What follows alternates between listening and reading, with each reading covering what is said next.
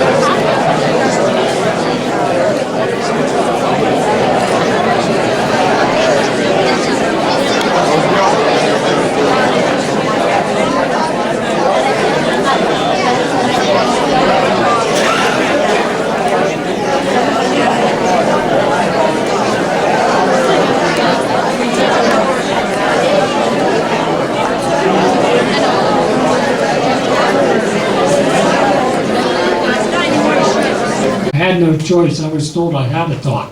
Yeah. But in line with what Father Berger was saying, how we teamed up in track, and we hold 2 records, which will never be broken because the seminary no longer exists.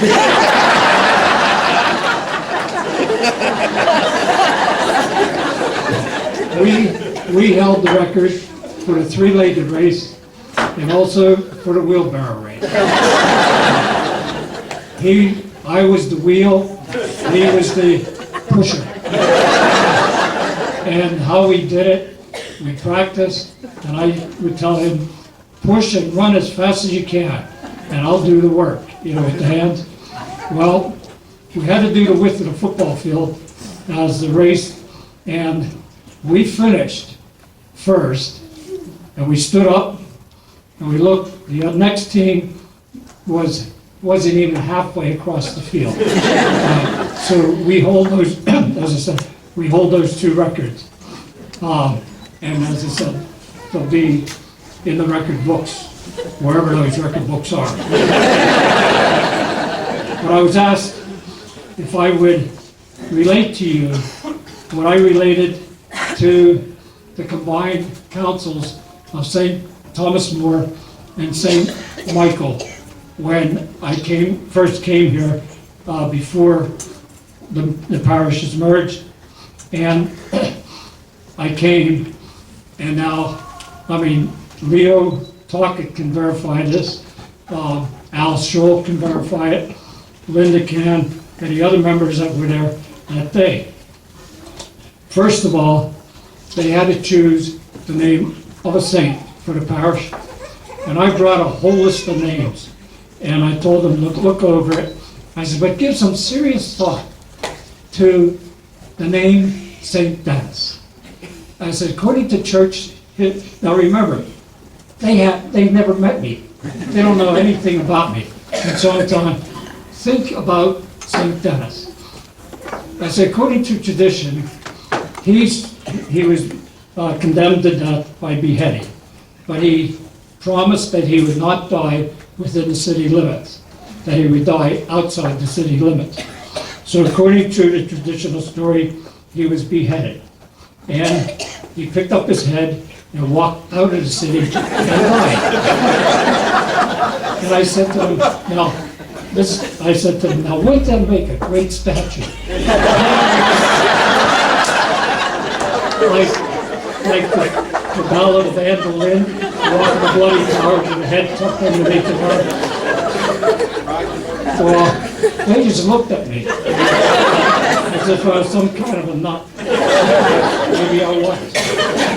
Then I told them, I said, I really don't know if you want me to be your pastor, because a lot of people refer to me as, and I'm going back, I'm dating myself, Joe Blitz from Little Abner, the little guy that always had the cloud over his head, all disasters. Well, it seems like even before I was born, all kinds of disasters happened. First of all, in 1936, we had the Great Flood, which inundated the majority of Pennsylvania. My mother was pregnant with me at the time, and she was coming back from Mount Carmel from visiting her sister, and she was going by bus. She got as far as Harrisburg, and they had to stop because of the flood. So I spent my unborn years in the flood of Harrisburg. And my mother kept papers to show me the pictures and show me where she stayed and all that. And that should have been a sign of what was going to happen in the years to come.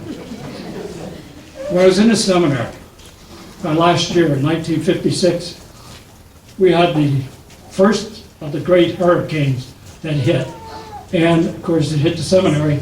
All the power went out, and we as the graduating class had to take over. And our class really responded by taking care of getting everybody fed, entertaining everybody. But it was the beginning of this parish is my 13th assignment. I'm not superstitious. And so I come. And what happened? The first winter I was here, Estelle Gulick can testify to it. You may remember the river got so high, it was just so much from the top. In fact, on a Saturday night, Estelle came to Mass with Vi, and they couldn't go home. They had to go to Estelle's sister, Josephine Sokolsky, because they closed the bridge because of the high waters and all that. So we thought for sure the water was going to come over the wall. In fact, my sister, Mary Claire, called and said, "What are you going to do if it floods?" I said, "I'll just go up to second floor directly." I said, "And if it gets any higher, I'll go to the third. It can't be that high." So that was my first year on it. So, and then by the end of the first year, if you remember, we had parish celebration, and the disc jockey got shot. So